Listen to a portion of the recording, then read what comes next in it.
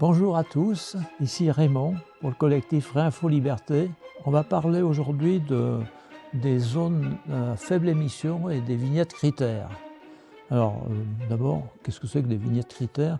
Donc les vignettes critères, à premier abord, ce sont des macarons autocollants à se procurer auprès du ministère de l'Environnement pour une modique somme inférieure à 4 € et à coller sur le pare-brise de sa voiture. Sur ces macarons, au milieu, il y a un chiffre, donc c'est 0, 1, 2, 3, ou 4 ou 5. Et suivant la valeur de ce chiffre et l'endroit où on se trouve, les flics peuvent nous mettre des contraventions, alors c'est 68 € et nous faire partir. Bon voilà, c'est comme ça qu'on le ressent. Alors après, il faut aller un peu plus à fond, donc plus précisément comment ça fonctionne ce système. Les valeurs du chiffre des vignettes critères sont attribuées principalement en fonction de la date de première mise en circulation du véhicule, et puis certaines autres choses, mais principalement ça. Donc le critère 0, c'est les véhicules fonctionnant à l'hydrogène ou 100% électrique, sans date de mise en service.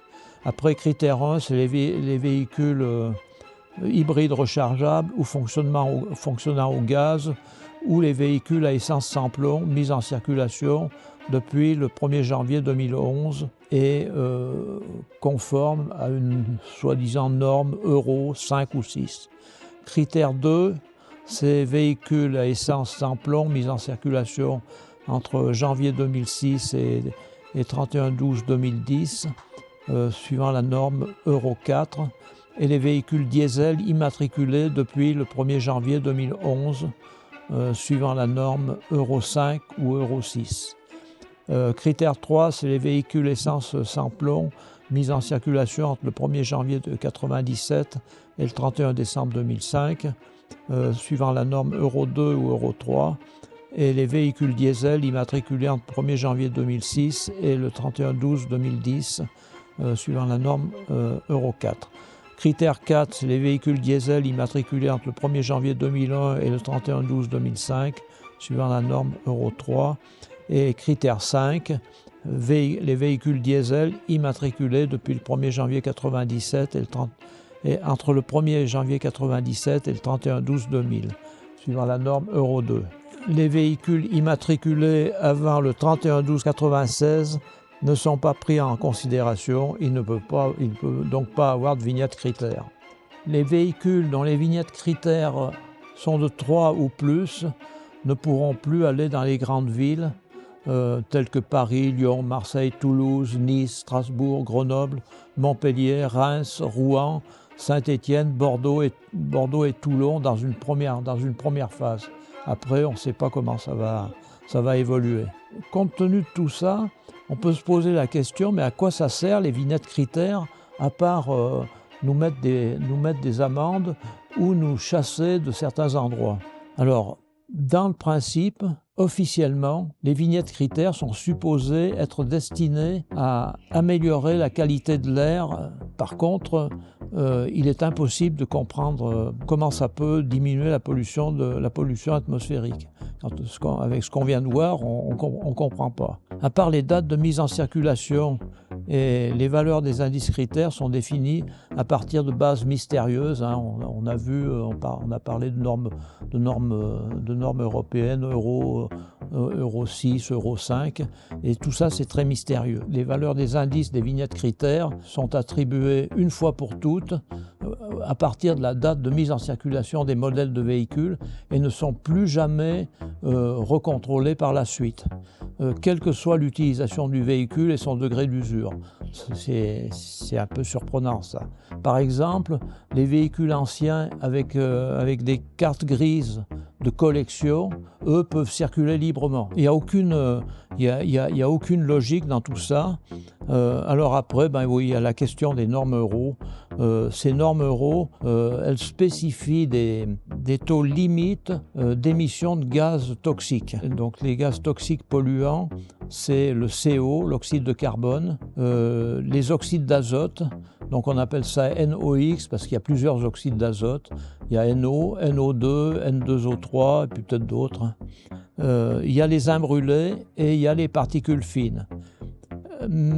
Par contre, avec ces normes, elles donnent des limites pour ces émissions, mais il n'y a aucune indication sur la manière dont sont contrôlées ces valeurs et sur les méthodes qui sont utilisées pour faire ça. De cette manière, il est impossible de savoir si des véhicules classés dans une catégorie de vignette critères ne pourraient pas se trouver dans une autre catégorie plus avantageuse ou moins avantageuse. Le dernier point là, qui montre que ce système est mystérieux, c'est que la valeur du critère est laissée à l'appréciation des constructeurs de voitures. Donc ça, c'est un peu le signe que ça peut être du favoritisme. Certains constructeurs vont mettre sur des voitures de luxe, vont mettre des critères qui permettent d'aller de partout, alors qu'en réalité, au point de vue pollution, rien ne prouve que c'est pas pire que d'autres véhicules. Compte tenu de tout ça, eh bien, il est impossible de ne pas penser que cette opération a nullement pour but l'amélioration de la qualité de l'air, mais plutôt est destinée à créer une discrimination par la voiture dans la société. L'idée, c'est que ça va créer deux groupes dans la société, les nantis, qui vont avoir le droit d'aller dans les zones où on a toute la possibilité de profiter des spectacles, du luxe, etc. Et puis les laborieux qui ont une voiture qui leur sert bien souvent pour aller au travail, qui n'ont pas les moyens financiers de la remplacer régulièrement. Ils se voient interdits les zones intéressantes du pays. Ça constitue inévitablement une discrimination dans la population, pour ne pas dire un apartheid, non pas entre les Noirs et les Blancs, mais entre les nantis et les laborieux. Et ça, c'est immonde, c'est inacceptable dans un pays comme la France. Alors maintenant, on va parler un peu du contrôle technique. Les vignettes critères, finalement, ça semblerait au départ une possibilité de caractériser la qualité du fonctionnement des véhicules vis-à-vis de la pollution, mais le contrôle technique, entre autres, s'intéresse aussi aux aspects polluants des voitures. Alors, la première chose qu'il faut préciser à ce sujet, c'est que la vignette critère ne remplace pas le contrôle technique. C'est pas parce qu'on a une vignette critère qu'on ne va plus faire passer le contrôle technique à sa voiture. Il faut toujours aller faire passer le contrôle technique. Et à l'opposé du système de vignette critère, le contrôle technique des véhicules, ce sont des opérations très rigoureuses, parfaitement définies, qui sont sous la tutelle du ministère des Transports et non du ministère de l'Environnement, contrairement aux vignettes critères, qui ont pour but d'assurer la sécurité de l'utilisation des voitures et en particulier la sécurité de circulation sur le réseau routier et la sécurité vis-à-vis de la pollution atmosphérique. Entre autres, pendant un contrôle technique, il y a des mesures qui sont faites pour s'assurer que les gaz émis à l'échappement ne contiennent qu'une quantité limitée d'oxyde de carbone pour les moteurs à essence et une quantité limitée d'oxyde de carbone alors pour les moteurs diesel, c'est une quantité limitée d'oxyde de carbone et une mesure d'opacité des fumées. Donc au cours du contrôle technique, toutes les opérations qui sont réalisées, alors je ne vais pas m'attarder sur le contrôle technique parce qu'il y a 136 contrôle au cours d'un contrôle technique de voiture. Donc là, on va dire quelques mots seulement sur les contrôles qui ont trait à la pollution. En fait, tous ces contrôles, ils sont parfaitement définis et si on s'en donne la peine, on peut connaître la démarche utilisée, on peut connaître les moyens de mesure utilisés et tout ça, on peut le trouver sur le site de l'UTAC, l'Union technique de l'automobile et des cycles. Et on connaît parfaitement ce qui se passe, ce qu'on fait au moment d'un contrôle technique. Pourquoi rajouter quelque chose en plus que le contrôle technique pour assurer la sécurité vis-à-vis de la pollution atmosphérique? On ne sait pas. Alors après ça, il faut signaler, il y a quelque chose à signaler qui est un sujet de confusion dont personne ne parle. C'est les vignettes critères et le contrôle technique vis-à-vis de l'émission de gaz carbonique. Le gaz carbonique, c'est CO2, ce dont tout le monde parle, l'empreinte carbone, le réchauffement climatique. Aussi bien dans le contrôle technique qu'avec les vignettes critères, l'émission de CO2 n'est pas prise en compte. En toute logique, il n'y a rien d'anormal à ça. Puisque le CO2, ça fait de mal à personne, ça n'a même que des effets bénéfiques sur la vie sur Terre. Hein. C'est la photosynthèse, etc. Mais ça ne correspond pas du tout à la doxa actuelle, la théorie de l'empreinte carbone et le bonus-malus économique. Alors cette notion, elle a été inventée pour taxer certains acheteurs de voitures au moment de l'achat de leur voiture. Il y a des voitures dont l'émission de CO2 est plus importante que d'autres, les grosses voitures, oui, principalement les grosses voitures. Parce qu'en réalité, l'émission de CO2, c'est une notion qui ne sert à rien, puisque c'est la même chose que la consommation de carburant au 100 km. D'ailleurs, on peut calculer le taux d'émission de CO2, on peut le calculer à partir de la consommation du véhicule. Mais par contre, c'est utilisé au moment de l'achat des véhicules pour mettre un malus, faire payer une taxe de malus écologique pour les voitures dont le taux d'émission de CO2 est supérieur à 130 grammes par kilomètre. Et cette taxe, suivant la valeur de ce taux d'émission, ça peut aller très loin. Ça peut atteindre, apparemment, ça peut atteindre 40 000 € au moment de l'achat d'un véhicule. Et ces véhicules-là sont dits non conformes aux règles de protection de l'environnement. On va parler un peu de la pollution atmosphérique des moteurs thermiques. Alors, un moteur thermique, pendant son fonctionnement, il brûle du carburant, alors que ce soit de l'essence, du gasoil, du gaz. Et cette combustion, elle produit essentiellement deux types de gaz à l'échappement. C'est le CO2 et c'est H2O, l'eau, la vapeur d'eau, H2O. Et ça, c'est pas de la pollution. Le CO2, comme on l'a vu tout à l'heure, c'est quelque chose qui est plutôt bénéfique, hein, ça favorise la photosynthèse, etc. Alors bon, il y en a après qui parlent de réchauffement climatique, mais ça reste à démontrer. Et puis l'eau, c'est la source de la vie sur Terre. Donc la majorité des gaz qui sont émis par un moteur pendant le fonctionnement ne sont pas gênants. À côté de ça, en plus, mais en toute petite quantité, il y a d'autres gaz, dont l'oxyde de carbone, CO, les oxydes d'azote, comme on a vu tout à l'heure dans les normes Euro. Et ces gaz-là, ce sont des gaz toxiques.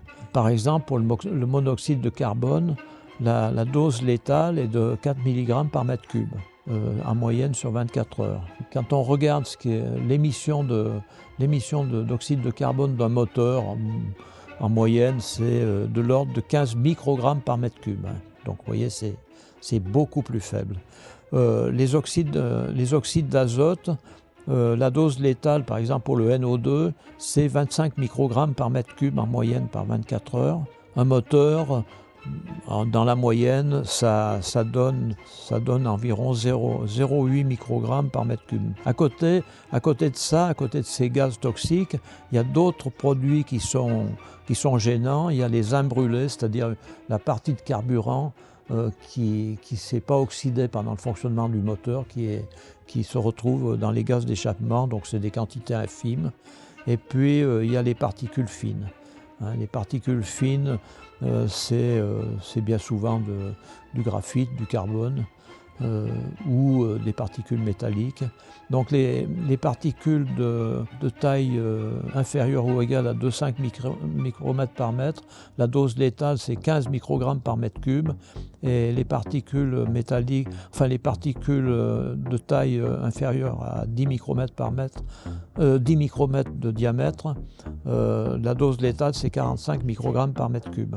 D'où proviennent ces produits gênants? Donc l'oxyde de carbone, le monoxyde de carbone, CO, ça provient d'une mauvaise combustion du combustible. La combustion normale, ça produit du CO2, mais si toutes les conditions ne sont pas remplies pour que ça brûle correctement, on obtient du CO. Les oxydes d'azote, donc là c'est un phénomène surprenant, puisque en fait ça provient de la combustion de l'azote de l'air dans l'air pendant le fonctionnement du moteur. Donc ça fait bizarre, quoi. L'air qui brûle, et en fait c'est possible que lorsque la température ambiante elle est de 1400 degrés ou supérieure à 1400 degrés, donc de très haute température. Et ça dans la chambre de combustion d'un moteur, entre le piston et la culasse, il y a des points très limités, mais il y a des points pendant certains instants où les températures sont très élevées, et c'est là qu'il y a production d'oxyde d'azote. Alors l'oxyde d'azote, c'est plutôt gênant pour les moteurs diesel, parce que c'est eux qui en produisent le plus, parce que la combustion dans les chambres de combustion des moteurs diesel est beaucoup plus élevée que dans les chambres de combustion moteurs essence. Malgré tout, les moteurs essence produisent aussi des oxydes d'azote. Donc voilà, mauvaise combustion pour le CO, et puis un phénomène qui est surprenant, la combustion de l'azote de l'air dans l'air. Et après, il y a les émissions de particules fines. Donc les particules fines de carbone ou de graphite, c'est à nouveau une mauvaise combustion du carburant. Et puis les imbrûlés, c'est une mauvaise combustion de carburant. Donc ce qu'on voit là avec les quelques valeurs qu'on a évoquées, c'est que tous ces produits toxiques, c'est toxique, puisque c'est des produits qui peuvent à haute dose entraîner la mort. Ces produits toxiques sont à des quantités largement inférieures aux doses létales. Donc il n'y a pas de risque pour la santé des personnes. Par contre, si on concentre des voitures en fonctionnement suffisamment, avec un nombre suffisant de voitures, eh bien, on peut arriver à des situations où ce n'est pas tout à fait la même chose.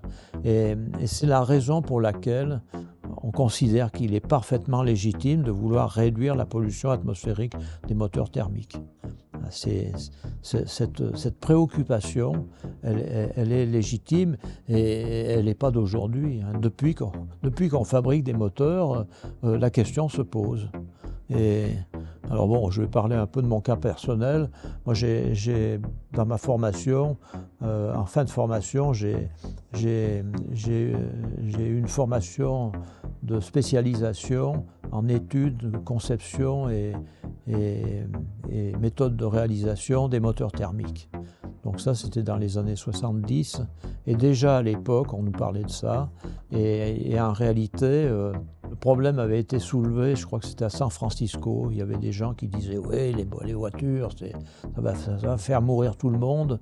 Et en réalité, on s'était aperçu qu'à l'époque, à San Francisco, c'était le chauffage urbain qui provoquait la pollution. Les voitures, c'était insignifiant à côté de la pollution urbaine. Et là, actuellement, on ne peut pas dire que c'est la même chose parce que tout a évolué, mais les gaz toxiques qui sont dangereux, ça provient en partie des véhicules automobiles, mais de plein d'autres choses. Alors, maintenant, quelques mots pour aborder sainement cette question. Il faut continuer à s'efforcer à réduire les émissions de gaz toxiques des moteurs. Donc la première chose qu'on pourrait faire si on veut améliorer, c'est d'améliorer le contrôle technique. Actuellement, pendant le contrôle technique, on quantifie l'émission de monoxyde de carbone, CO, pour tous les moteurs, essence et diesel. Et en plus, pour les moteurs diesel, on mesure l'opacité des fumées. Donc ça, c'est un indicateur qui a du sens, puisque l'opacité des fumées, ça traduit certains gaz qui peuvent empêcher un peu la propagation de la lumière. Et puis, c'est en rapport avec les émissions de particules fines. Mais si on veut améliorer ça, il suffit de rajouter la mesure des oxydes d'azote. Et puis peut-être être un peu plus précis sur les émissions de particules fines que l'opacité des fumées. Mais le système des vignettes critères, on ne voit pas ce qu'il apporte là, parce qu'en plus, il donne des indications sur les valeurs limites de ces polluants, mais c'est impossible de savoir comment c'est déterminé. Alors que le contrôle technique, si on l'améliore, tout sera réglé. À côté de ça, on peut encourager les automobilistes à utiliser les systèmes de réduction de pollution. Donc, dans le style, il y a les filtres à particules, les pots catalytiques, et puis pour les moteurs diesel, pour éliminer ou réduire ou même éliminer les oxydes d'azote, c'est le système AD Blue. C'est un liquide il y a un petit réservoir qui contient ce liquide, on peut le remplir dans les stations-service. Et en fait, le produit qui est utilisé, c'est de l'urine. Donc il y a une réaction chimique entre l'urine et les gaz toxiques, dont les oxydes d'azote. Et les oxydes d'azote sont réduits par l'urine, c'est-à-dire que l'urine vient fixer l'oxygène des oxydes d'azote. Et pour améliorer la sécurité vis-à-vis de la pollution atmosphérique, il n'y a pas lieu de faire une discrimination entre les différents types de véhicules, entre les différents types de moteurs. Ils sont tous logés à la même enseigne. On mesure leur pollution, et puis ceux qui dépassent, il faut faire quelque chose. Et puis les autres, ils ont le droit d'aller partout. Mon point de vue sur les ZFE, c'est la suite de ce que je viens de dire.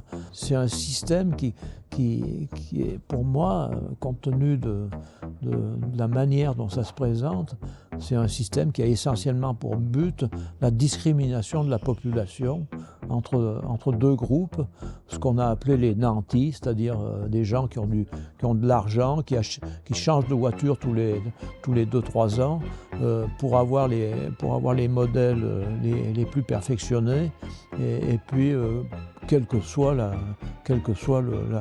pollution qui provoque.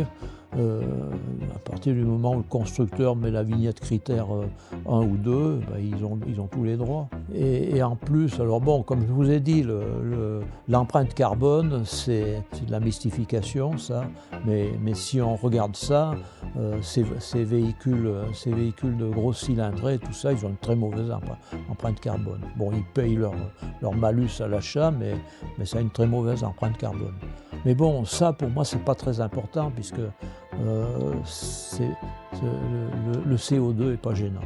Et puis, donc, discrimination entre ces gens-là, les nantis, et puis les laborieux, comme on peut les appeler, ou les gueux, les parias de la société. On va les traiter de tous les noms, et puis ils n'auront pas le droit de faire ce qu'ils ont envie de faire. Et ça, c'est inacceptable. Alors, bon, merci pour votre attention, et bonne journée à tous, sauf à Bill Gates.